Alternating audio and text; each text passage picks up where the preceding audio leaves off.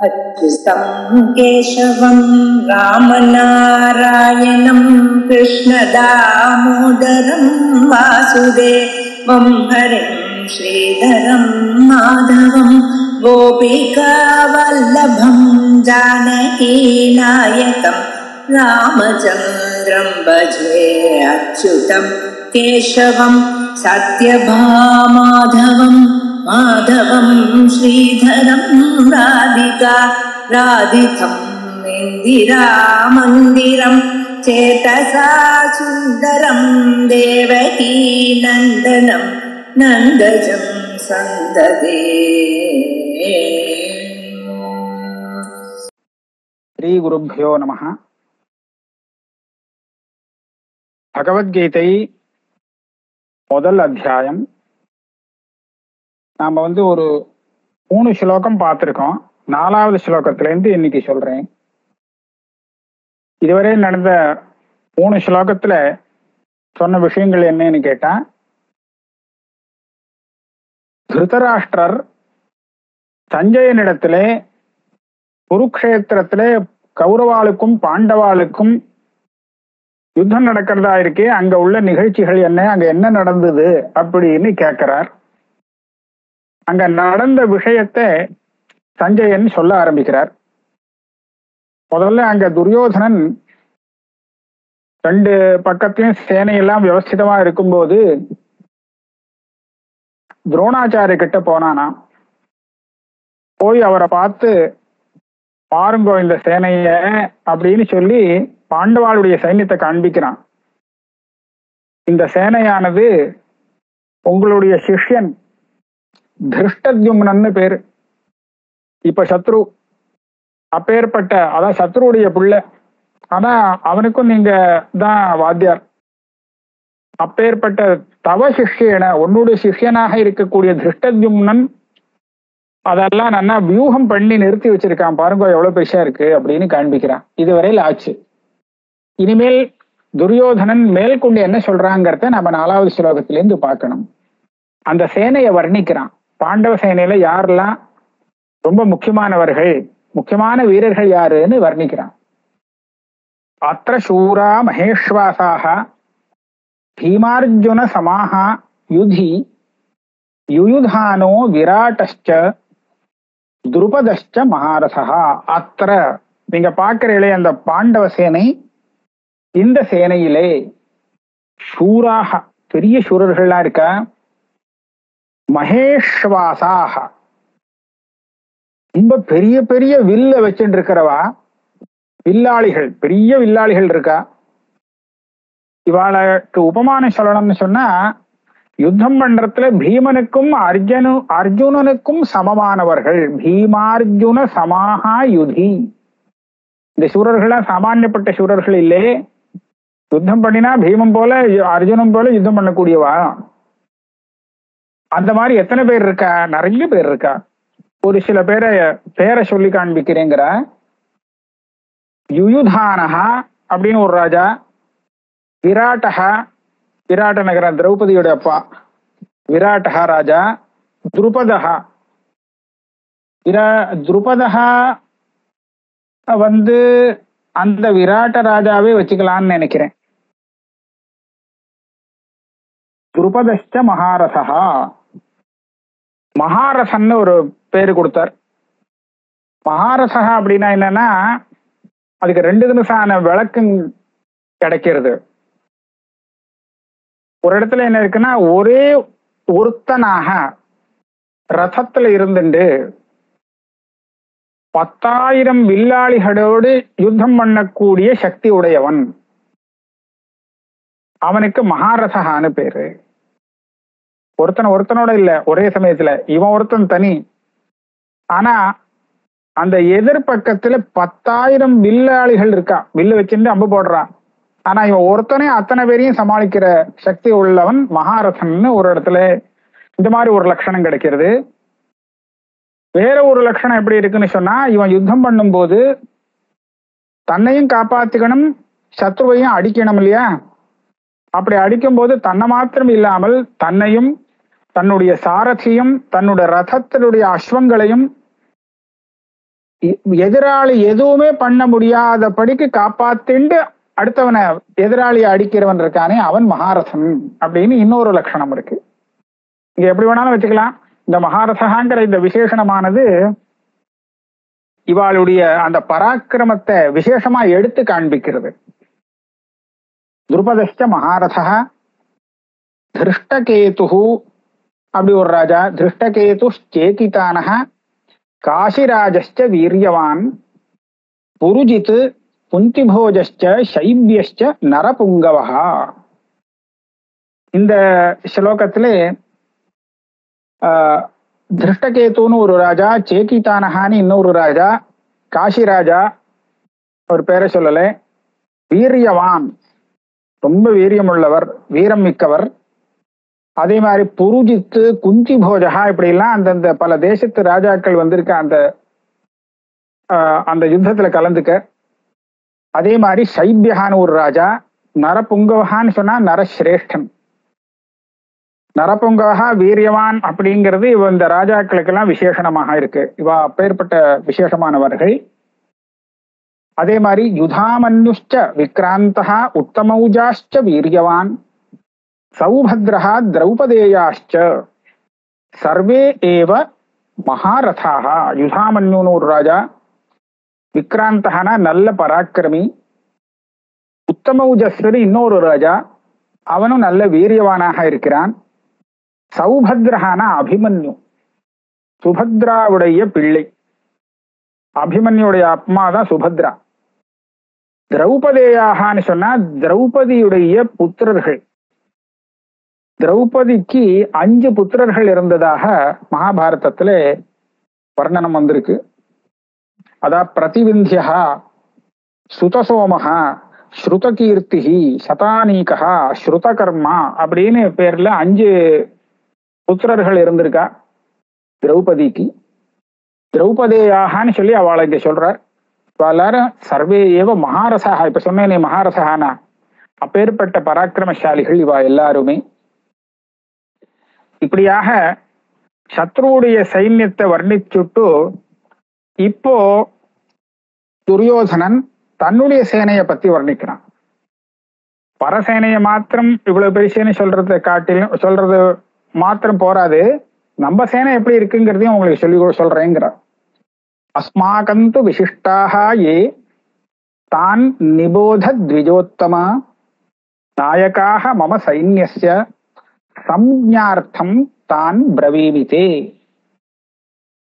அஸ்மாகம் விசிஷ்டாக, நம்ம சேனைகள்ல ரொம்ப முக்கியமானவர்கள் யாரோ அவளே நான் சொல்றேன்.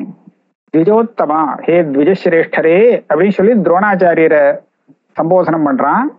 உங்களுக்கு நான் எதுக்காக சொல்றேன், உங்களுக்கு தெரியாதுன்னு இல்லை. மம சைன்யஸ்ய நாயக்காக, நம்ம சைன்யத்தை, என்னுடைய சைன்யத்திலே நாயக்கர்களாக இருக்கக்கூடிய பெரிய வீரர்களை ஒரு ஞாபகத்துக்காக சொல்றேங்கிற. சம்ஞார்த்தம் தான் பிரவீமிதே, உங்களுக்கு சொல்றேன் ஞாபகம் வச்சுங்கோ, நமக்கும் தெரியணும் அப்படின்னு. யார் யாரு அந்த பெரிய வீரர்கள்? கௌரவ பட்சத்துல பவான், முதல்ல நீங்க தான் பெரிய வீரர். துரோணாச்சாரியரை பார்த்து சொல்றேன். பவான், பீஷ்மஷ்ட, கர்ணஷ்ட, கிருபஷ்ட சமிதிஞ்சயா, அஸ்வத்தாமா, விகர்ணஷ்ட, சௌமதத்திஹி ததைவச்ச. முதல்ல நீங்களே இருக்கேள். அடுத்தது பீஷ்மர், பீஷ்ம பிதாமகர், ரொம்ப பெரிய வீரர். அவருக்கு தகுந்தா போல அவருக்கு சமமா இன்னொருத்தர் கிடையாது. கர்ணன் எனக்கு சிநேகிதன். கிருபாச்சாரியர், அவரும் குரு. சமிதிஞ்சயஹான அவருக்கு விசேஷனம். சமிதிஞ்சயஹானா யுத்தத்துல ஜெயிக்கக்கூடியவர், யுத்தத்துல ஜெயித்து பழக்கமுள்ளவர், தோத்து போனது கிடையாது.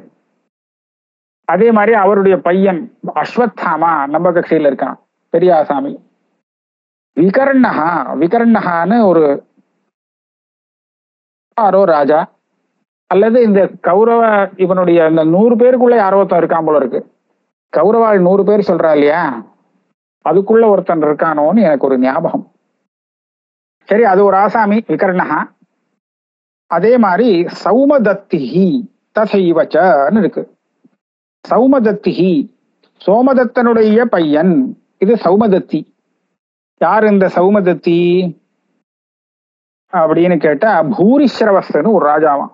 அவன் பேரு பூரிஸ்ரவஸ், அவன் அப்பா பேரு சோமதத்தன், அதனால இவனை சௌமதத்தின்னு சொல்றது.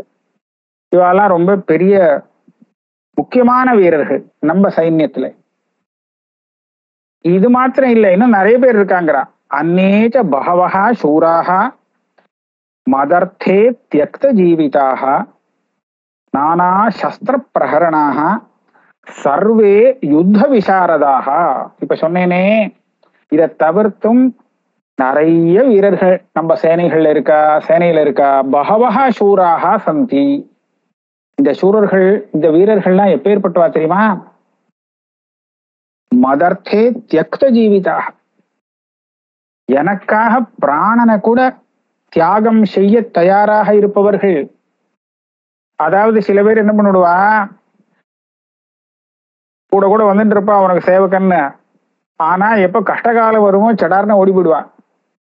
அப்படி இல்லை, இவ என்ன பிராணனை கொடுத்தும் என்னை காப்பாற்றணும்னு நினைக்கக்கூடியவா, எனக்காக பிராணனை கொடுக்கவும் தயாராக நிற்கக்கூடியவர்கள். நானா சஸ்திர பிரகரணாக, பலவிதமான ஆயுதங்களை உபயோகப்படுத்த தெரிஞ்சவ, பிரகாரம் பண்ண தெரிஞ்சவ. கதை என்ன, வாள் என்ன அப்படின்லாம் அதெல்லாம் ஒவ்வொரு தனித்தனி கலைகள். ஒருத்தருக்கு கதா யுத்தம் பண்றதுக்கு நல்ல ஒரு சாமர்த்தியம் இருக்கும், ஆனா வாளால யுத்தம் பண்ண முடியாது. இன்னொருத்தனுக்கு வாளால யுத்தம் பண்ண முடியும், கதா யுத்தம் பண்ண முடியாது. இப்படி எல்லாம் இருக்கும் இல்லையா? அப்படி இல்லை, இவ எல்லாருக்கும் எல்லாமே தெரியும். எல்லா கலைகள்லயும், யுத்த கலைகள்லயும் வல்லவர்கள். நானா சஸ்திர பிரகரணாக சர்வே யுத்த விசாரதாக. இவருக்கு வாழ்க்கெல்லாம் டைட்டில் கொடுத்துட்டான், யுத்த விசாரதன். விசாரதன்னா ரொம்ப கெட்டிக்காரன்னு அர்த்தம். ஒரு கலையிலே நல்ல தேர்ச்சி பெற்றவனுக்கு விசாரதன்னு சொல்றது. விசாரதான்னு டைட்டில் கொடுக்குறது. நம்ம காலேஜில் கூட விசாரதா டைட்டில் உண்டு. அதே மாதிரி இவாலாம் யுத்த விசாரதா, யுத்தம் பண்றதுல மிகவும் தேர்ச்சி பெற்றவர்கள் நம்ம சேனையில உள்ள சூரர்கள். சரி, இப்ப பாண்டவ சைன்யத்திலையும் தன் சைன்யத்திலையும் இருக்கக்கூடிய முக்கியமானவர்களை பேரை சொல்லிவிட்டான். இதெல்லாம் எதுக்காக சொல்றேன் அப்படின்னு கேட்டா, கடைசியில ஒண்ணு சொல்றான். அபர்யாப்தம் தத் அஸ்மாக்கம் பலம் பீஷ்மாபிரக்ஷிதம் பர்யாப்தந்து இதம் ஏதேஷாம் பலம் பீமாபிரக்ஷிதம். இந்த ஸ்லோகத்துக்கு ஒரு 5-6 அர்த்தம் சொல்லுவா. ஆனா நான் ஒரு அர்த்தம் தான் இப்ப சொல்ல போறேன், ஏன்னா சங்கேபமா சொல்லணும், குழம்பக்கூடாது. 5-6 அர்த்தங்கள். நிஜமாவே ஏன் அப்படி போட்டாருன்னா, வியாசாச்சாரியர் மகாபாரதத்தை வாயால சொல்லிட்டு வர்றார், எழுதுறதுக்கு வந்தவர் விநாயகர், அவர் எழுதுறார். இது தெரியும் இல்லையா எல்லாருக்கும் கதை? எழுதினவர் விநாயகர்னு. விநாயகர் கண்டிஷன் போட்டு விட்டார், நீ ஸ்லோகம் சொல்லிட்டே வரணும், நடுப்புற நிறுத்தப்படாது, நிறுத்தினா நானும் நிறுத்திட்டு போயிடுவேன்ட்டார். இப்ப நடுப்புற நிறுத்தாம ஸ்லோகம் வரணும்னா என்ன பண்றது? இது கஷ்டமாச்சேன்னு பார்த்தார். உடனே வியாசர் என்ன பண்ணார், அவரும் ஒரு கண்டிஷன் போட்டார். அது ரைட்டு, நான் அதே மாதிரி பண்றேன், ஆனா நான் சொல்லக்கூடிய ஸ்லோகத்துக்கு அர்த்தம் புரிஞ்சுன்னு நீங்க எழுதணும்னுட்ட. சொல்ல அப்படியே எழுதக்கூடாது, எழுதின ஸ்லோகத்துடைய தாத்பரியத்தை புரிஞ்சுன்னு அப்புறம் எழுதணும், அது ஒரு நிபந்தனை அப்படின்னார். ஆஹா பண்றேன்னா. அப்ப வியாசாச்சாரியால் புத்திசாலித்தனமா என்ன பண்ணாருன்னா, நடுப்புற இந்த மாதிரி சந்தேகம் வரா மாதிரி கூட்டு ஸ்லோகங்கள்னு பேர் இருக்கு, அந்த மாதிரி ஸ்லோகங்கள் எல்லாம் போட்டு வச்சார். இது என்னது இப்படி இருக்கே அப்படி இருக்கே யோஜனை பண்ணி ஒரு தீர்மானத்துக்கு வந்து பிள்ளையார் எழுதுறதுக்குள்ள இங்க 100 ஸ்லோகம் தயார் பண்ணிடுவார் அடுத்து மேல எழுதுறதுக்கு அப்படின்னு ஒரு கதை சொல்லுவா. அந்த மாதிரி இருக்கு இது. அபர்யாப்தம் தத் அஸ்மாக்கம் பலம் பீஷ்மாபிரக்ஷிதம். பலம்னா சைன்யம், அஸ்மாக்கம் பலம் நம்முடைய சைன்யம் இருக்கே. துரியோதனை சொல்றான், இது வந்து பீஷ்மாபிரக்ஷிதம். நம்ம சைன்யத்தை ரட்சணம் பண்ணக்கூடியவர் யாரு? பீஷ்மர். அவர் இப்ப சேனாபதி, 10 நாளைக்கு அவர் தான் சேனாதிபதியா இருக்கார். அவரால் ரட்சிக்கப்படுறது நம்மளுடைய பலம், சைன்யம். அதை தோக்கடிக்கிறதுக்கு இந்த பாண்டவர்களுடைய சேனையானது அபர்யாப்தம், போதாது. அவன் எவ்வளவு பெரிய சூரனா இருந்தாலும் சரி நம்ம கிட்ட நடக்காது. ஆக பீஷ்மர்னால ரட்சிக்கப்பட்ட நம்ம சேனைய தோற்கடிக்க பாண்டவர்களுடைய பலம் அபர்யாப்தம், போதாது. சரியா இருக்கா? ஆனா அதே சமயத்திலே பர்யாப்தம் து இதம் ஏதேஷாம் பலம் பீமாபிரக்ஷிதம். ஏதேஷாம் இவாளுடைய சைன்யம் இருக்கே பீமாபிரக்ஷிதம். அங்க பீமனாக்கம் பிரதானமா இருந்துட்டு யுத்தம் பண்ண போறான். பீமன்னால ரட்சிக்கப்பட்ட இந்த பாண்டவர்களுடைய பலம் இருக்கே, இத ஜெயிக்கிறதுக்கு இந்த பலம் இருக்கே நம்மளுடைய சைன்யம், இது பர்யாப்தம், இது போதுமானது. ஆக இவன் என்ன சொல்ல வரான், அங்க சைன்யம் குறைவு, சங்கையில பார்த்தாக்க பாண்டவர்களுடைய சைன்யம் குறைவு, என்கிட்ட 11 அக்ஷௌகிணி சேனை இருக்கு.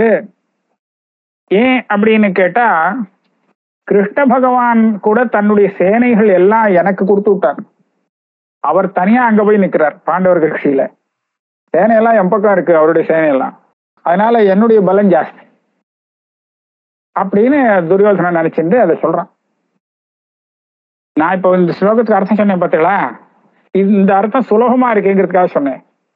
இதுக்கு விபரீத அர்த்தங்கள்லாம் கூட சொல்றதுக்கு இருக்கு. அவ்வளவு அர்த்தங்கள் இருக்கு இந்த ஸ்லோகத்துல. பர்யாப்தமா அபர்யாப்தமா அப்படிங்கிற இந்த சப்தத்தை வச்சு அன்வயத்தை கொஞ்சம் கொஞ்சம் மாத்தி நிறைய அர்த்தங்கள் சொல்றது இருக்கு. ஆட்ட நான் இப்ப மேல போயிடுறேன்.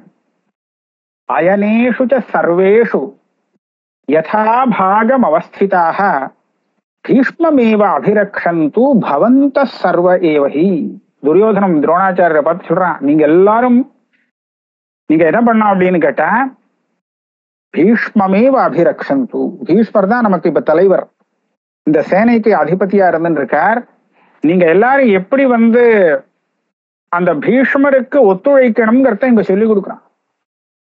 அயனேஷு சர்வேஷு. இங்கெல்லாம் அயனம் அயனம்னு சொன்னாக்க யாரு எந்த இடத்துல நிக்கணும்னு அவ போர் வியூகம் ஒண்ணு முன்னாடியே தயார் பண்ணி வச்சிருப்பா. இந்த இடத்துல இந்த யாரு இருந்தாக்க சரியா வரும்னு அது அவளுக்கு அந்த ரண நீதி, யுத்த நீதி தெரிஞ்சவா பண்ணக்கூடிய விஷயம். ராஜநீதியில அது ஒரு பங்கு. அந்த ரணநீதிப்படி எந்தெந்த ஸ்தானத்துல யார் யார் இருந்துட்டு எப்படி எப்படி ரட்சிக்கணுங்கிறது முன்னாடியே வியூகம் பண்ணி தயார் பண்ணி இருக்கோ, அந்த ஸ்தானத்துல ஜாக்கிரதையா இருந்துட்டு வியவஸ்திதாக இருந்துட்டு யதாபாகம் அவளுக்கு எந்த இடத்துல கொடுத்திருக்கோ அந்தந்த இடத்துல இருந்துட்டு பீஷ்மம் ஏவ அபிரக்ஷந்து. எல்லாரும் அந்த பீஷ்மரை காப்பாத்துங்கன்னா அவருக்கு ஒத்துழைத்து நீங்க வேலை செய்யுங்கோ. அவர் பிரதானமா இருக்கார், அவருக்கு அனுகூலமாக நீங்க எல்லாரும் இருக்கணும் அப்படின்னு எல்லாரிடத்திலும் ஒரு நிவேதனம் பண்றான்.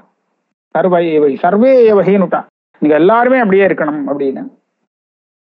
இது பக்கத்துல பீஷ்மாச்சாரியர் பக்கத்திலே இருந்திருக்கார், பீஷ்ம பிதாமகர்.